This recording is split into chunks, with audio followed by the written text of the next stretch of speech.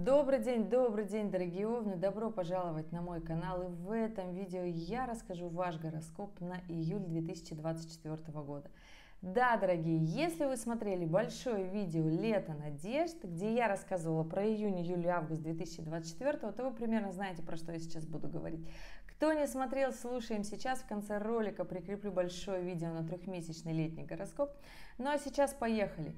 Июль. Каким же он будет у вас, дорогие овны? Итак, июль. В последнем дне июня, дорогие овны, у нас разворачивается Сатурн 30 июня.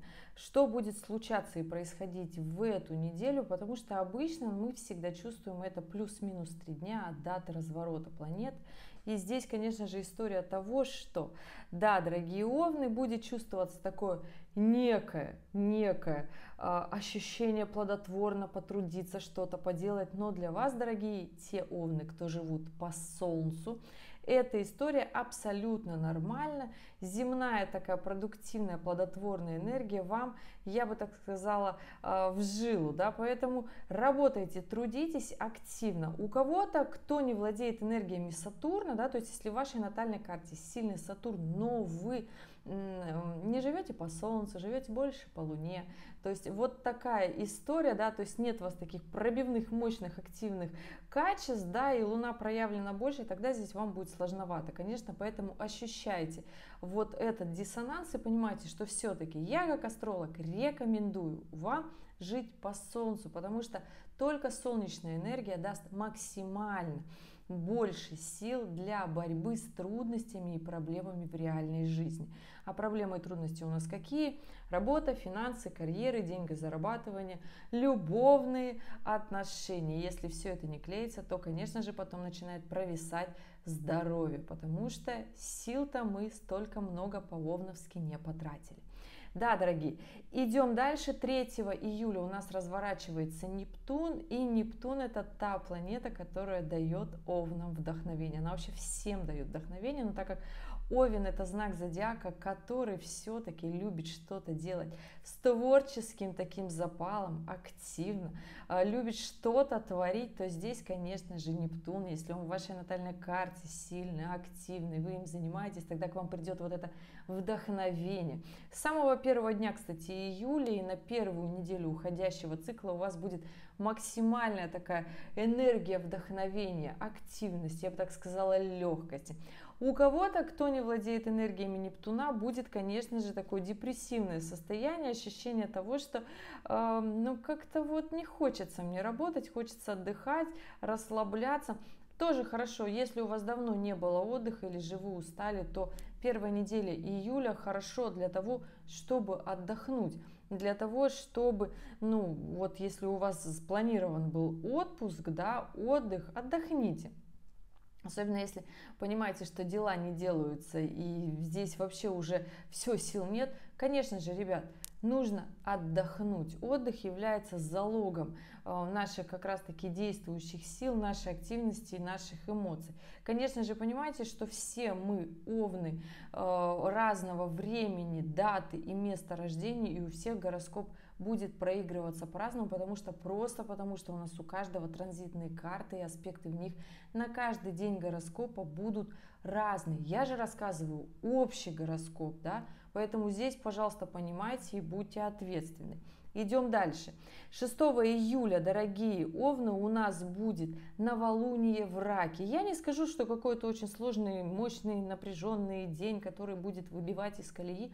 Нет, сложно будет немножко с взаимопониманием, да, сложно будет разобраться в своих внутренних чувствах, дать себе такое ощущение расслабления, да, но это абсолютно по-овновски. Овен — это тот знак зодиака, который не умеет отдыхать, расслабляться, нужно постоянно бежать, постоянно что-то делать, постоянно что-то достигать, ну, быть первым, да, не останавливаться. Поэтому, дорогие овны, конечно же, в этот день, тем более суббота, я бы, конечно же, порекомендовала бы отдыхать. Не волнуйтесь, много отдыха не будет в июле, потому что в целом, что касается работы, возможностей, активности и продуктивности, то июль, дорогие овны, для вас это время, когда нужно дерзать, когда нужно делать, когда нужно делать, даже когда все устали, нет сил, упахались, вот нет эмоций. Нужно находить в себе силы, находить в себе это вдохновение, резерв и делать. Сейчас мне скажут, вот достигатор, но Овен вообще, в принципе, если вы Овен по Солнцу, по истинному своему знаку зодиака, являетесь им, а не живете по Луне, которая у вас, возможно, в каком-нибудь другом знаке зодиака, который не очень-то любит напрягаться, тогда, конечно же, тогда вы сейчас будете доказывать, что вот, про достигаторство нам тут внедряют. Но истинный Овен — это достигатор, это первый знак зодиака, у которого больше всего сил, активности и энергии, потому что задача Овна — заряжать всех вокруг своими действиями. Поэтому, да, дорогие солнечные Овны, здесь, конечно же, июль, да, для вас будет месяцем достигаторства. Ни в коем случае не говорю, что это не так, тем более для Овнов первой декады будет классное время. Юпитер, который перешел в знак Близнецы, делает прекрасный секстиль к вашим транзитным солнцем в натальных картах, транзитных картах, да, поэтому здесь делайте, внедряйтесь, вам будет казаться, что удача к вам пришла, что возможности пришли, что активная вот такая интересная энергия к вам зашла. Это хорошо, ребят, делайте, внедряйте. Для Овнов первая неделя июля, для первой декады Овнов активная, продуктивная, действуйте. Идем дальше. С 7 по 18 июля у нас на небе возникает небольшая сложность. Здесь Венера в оппозиции с Плутоном. Естественно, дорогие Овны, Плутон ваш второй управитель. И понимаете, что Венера в оппозиции с Плутоном, при этом Марс в соединении с Ураном начинает съезжаться, идет по знаку Тельца. В целом я могу сказать эту композицию на небе как активный, продуктивный период в вашей жизни. Он будет непростым. Здесь главное уметь договариваться, уметь говорить красиво, быть дипломатом, потому что не забываем, дорогие Овны, первой декады, что все-таки на стыке первой и второй декады все-таки вы являетесь, вот как раз-таки находитесь под пристальным вниманием кармических узлов. И здесь, конечно же, выполняете ли вы свою кармическую реализацию или нет. Ребят, первая, вторая, третья декада, если кому еще непонятно, потому что такие есть, мне периодически пишут, что не знают, что это, про что это. Первая декада — это те Овны, которые родились в марте. Вторая декада — это те, кто родились с 1 по 10 апреля. И третья декада, кто родился уже последних 10 числах, я бы так сказала, в апреле, до знака зодиака Тельца. И здесь, конечно же, вот такая градация, все просто. Поэтому те, кто родился в конце марта, начале апреля, вы будете как раз-таки чувствовать в этом июле, как вы идете в свою кармическую реализацию. Что вам нужно сделать? У вас будут такие сложные вопросы по жизни. У вас будут вопросы интересные, которые связаны именно в этот сложный период с 7 по 18, естественно. Ну, там до полнолуния. Полнолуние у нас будет 21 июля. И здесь, конечно же, вопросики, ребята, естественно, как всегда. Как вы будете делать, как вы будете поступать, что вы будете реализовывать? Будете ли вы вообще реализовывать, или вы сидеть-то будете? Будет ли у вас Овен зажигаться, этот активный, продуктивный, пробивной? Что касается с вашими кармическими задачами, какие они? Потому что они у каждого Овна реально разные. И здесь история того, что у кого-то может на северном узлу торчать какая-то планета, например, Луна, да? И для Овнов, для многих, является задача такая достаточно сложная. Да, ко мне всегда кот приходит и говорит про задачи, которые кот ученый. Конечно же, здесь история того, что нужно как раз-таки понимать, что вам в этой жизни дается сложно и что дается максимально легко. Вот то, что дается максимально сложно, оно, конечно же, нужно это делать, потому что жизнь должна быть в балансе. Овнам, те, кто живет по Солнцу, очень хорошо, классно удается действовать, конкурировать, внедрять, но при этом очень сложно расслабляться. Мне очень часто пишут: Женя, очень хочу расслабиться, отдохнуть, но не получается. Всю жизнь пашу, всю жизнь реально в напряженке, но задача здесь какая? Напряженка, да, когда она закончится? Никогда. Но необходимо овнам все-таки научиться расслабляться. Мне кажется, я это почти в каждом гороскопе немножечко про это говорю, да.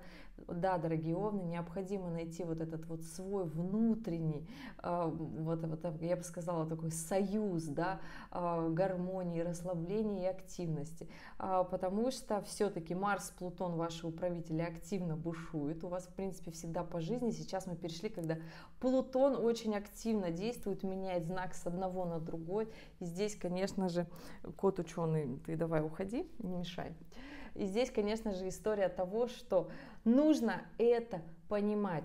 Если мы понимаем, в чем у нас загвоздка, то мы понимаем, как нам действовать. И здесь, конечно же, в июле, я бы сказала, дорогие овны, действуйте по максимуму. И здесь момент до полнолуния, от новолуния до полнолуния как раз-таки вопросы с финансами, какой уровень благосостояния вы хотите, почему вы туда не пришли. Потому что Венера-Плутон оппозиция — это всегда про деньги вопрос. Почему вы их не заработали, где побоялись их зарабатывать. Кот у меня сегодня активный, очень не дает мне записывать. И здесь, конечно же, история того, что нужно это честно, максимально себе сказать, насколько, в каких-то моментах страшно. Если страшно, то понять причину. Не бывает не так, потому что Венера-Плутон — это всегда про финансы и про страхи, почему этих финансов нет. Точно так же, как Марс-Уран, когда в каком-то моменте вот есть вот это напряжение, действия в работе, когда вы выходите из игры, где вы начинаете пасовать, почему вы выходите из игры. Такие тонкие, знаете, психологические моменты, которые дают разбираться. И как раз таки июль — это тот месяц, когда сделать это все будет гораздо проще, чем в августе. Потому что август, если вы смотрели «Лето надежд», то будет у нас очень сложно, напряженно, когда не будет такого резерва времени, я бы так сказала, энергии будет очень сильно много зашкаливать и захочется делать прям очень резкие движения. А сейчас еще есть такая почва под ногами для того, чтобы хладнокровно, я бы так, с холодной головой разобраться в своих трудностях, да. Поэтому здесь, дорогие овны, да, все, к чему вы шли, особенно если вы овны, которые находятся на развороте узлов 36, вам 37, 38, и после периода 44, это сложное на самом деле для вас время, сложные года, потому что сейчас, с 2022, с 2020 года мир разрушается, то есть и каждые там 2-3 года, вот 2025 весна тоже будет сложная, мир будет изменяться очень быстро и неожиданно, то есть нам будут не нравиться все те изменения, которые будут случаться с нами, но выхода как бы нет. Необходимо научиться жить в этом сложном мире, развивающемся, разваливающемся при этом, да, но только так. И, как говорится, что полнолуние 21 июля, у нас полнолуние в Козероге, но при этом соединение с Плутоном. И здесь, конечно же, выйдут на поверхность все моменты и вопросики, которые мы работали все эти 2 недели. Оставшееся время после полнолуния, когда мы как раз-таки придем к своему логическому такому пониманию, что мы устали, да, мы переживаем, да, нам страшно, но мы при этом действуем, повышаем свой уровень активности, да, то есть мы в стрессах закаляемся, растем. И вот это будет самое классное осознание в полнолуние 21 июля, как раз таки, когда Луна будет в соединении с Плутоном, особенно, дорогие овны, если у вас в натальной карте присутствует соединение Луны с Плутоном, соединение, квадратура или оппозиция. Это считаются сложные аспекты вообще по жизни, и если вы с этим аспектом живете, тогда вы понимаете, что трудности закаляют, что они необходимы для того, чтобы преодолеть кризисы. А что необходимо, чтобы преодолеть свои внутренние кризисы? Это, конечно же, понять все свои страхи, переживания. И все это, как правило, родом из детства, из отношений с родителями, из отношений с мамой в том числе. Обиды, боли, травмы, переживания. Что можно еще по этому поводу сказать? Да, все те истории, про которые мы не очень-то любим говорить, которые мы прикрываем. Да, у нас вообще все хорошо, нормально, меня там мама не трогает, я маму не трогаю. Но это же не говорит о том, что все хорошо. И вот эти моментики было бы очень классно раскопать. потому что это в целом влияет на и любовные отношения, и на сферу финансов, и почему сложно расслабиться, почему сложно отпустить вот тот самый контроль, да потому что страшно, да, ребят, многое, чего в жизни мы не делаем, просто потому что страшно. А почему страшно? Почему этот страх-то пришел? Откуда он такой навязался? Вот в этом нужно разобраться, и тогда все станет гораздо легче. Последняя неделя после полнолуния в июле будет, я бы сказала, не такая уж и сложная, да? Особенно овны, которые относятся к... Ну что хочу сказать, овны, которые относятся к первой декаде, хорошо все у вас будет. Овны, которые относятся ко второй декаде, тоже Юпитер будет давать классные аспекты, напряженных не будет. Единственное, будет сложно весь июль, в принципе, это овнам, которые родились на стыке рыб и овнов, да, вот эти вот несколько дней. Здесь, конечно же, в ваших транзитных картах Нептун делает соединение к Солнцу, здесь будет такое внутреннее чувство давящее, напряженное, которое не дает вот расслабиться и выходу эмоций. Если же будут выходить эмоции, это хорошо. Если эмоции будут сидеть в вас, ну, ребята, здесь, конечно же, необходимо понимать, что не все так плохо, не все так печально. Здесь, конечно же, думайте, что вы хотите сделать, что вы хотите внедрить, как вы хотите действовать, потому что у нас управитель Марс идет по близнецам, и здесь, конечно же, последняя неделя июля будет такая больше в легкости, больше такая рассеянная, не будет такой мощной, сложной, напряженной энергии, но здесь, конечно же, все зависит от ваших личных транзитных карт, у всех по-разному еще накладываются свои аспекты, я здесь рассказываю только общее, что я вижу, поэтому, дорогие овны, если я про кого-то не сказала, не говорит о том, что я вас не люблю. Просто не складываются сейчас аспекты. Если же вы напишите свою дату, время, место рождения и вопрос, например, не знаю, какой вас волнует на июль, я посмотрю, как относятся к вам эти аспекты. Может, они у вас вообще никак не проигрываются. Это нормально. Для кого-то будет работать, для кого-то работать не будет. У кого-то будет работать частично. И это нормально тоже. Поэтому здесь это, понимаете, я рассказываю общий гороскоп. И да, ребят, если у вас остались вопросы по итогу этого видео, задавайте, спрашивайте в комментариях. В режиме свободного времени я на них отвечу. Но при этом обязательно указывайте дата, время, место рождения и вопрос. Открывая ваши карты, я лишь могу только догадываться, что вас волнует, потому что, как правило, мне всегда пишут люди, у которых фейерверки событий, что-то происходит на горизонте, и это всегда несколько событий сразу. Поэтому понимайте это и учитывайте, что я не гадалка, я открываю астрологическую программу. Да, дорогие друзья, в целом, овны, скажу, что для вас месяц будет, да, сложным, да, активным, да, напряженным, если вы будете действовать. Но если вы будете действовать, он не будет таким сложным, он будет азартным, когда вам захочется что-то делать, внедрять. Особенно середина месяца, это 7 по 18 июля, когда будет и Марс в соединении с Ураном, и это запускать новые проекты, действия, планы в работу. Особенно то, что вы давным-давно хотели сделать, не могли, боялись, страдали, переживали, много раз пробовали и не получалось. Внедряйте и делайте, ребят, не оставляйте на август. В августе ретроградный Меркурий. Потом будете опять говорить, что упустили очень много времени. Делайте сейчас. Да, те, кто будет дерзать, делать, даже через свой страх будет получаться. Да, сразу быстро на хайпе не получится. Я знаю, овны, вы ждете быстрый результат, но так не бывает. Это все реклама и социальные сети извращают истинный путь, как говорится, который должен быть сложный там, где он должен быть сложный. Поэтому не надо впадать ни в какие иллюзии, потому что все-таки у нас развернулся Нептун, а это планета больших иллюзий. Старайтесь реалистично смотреть на этот месяц, на это лето и вообще на положение и состояние вещей в настоящем мире сейчас, какие они есть на самом-то деле.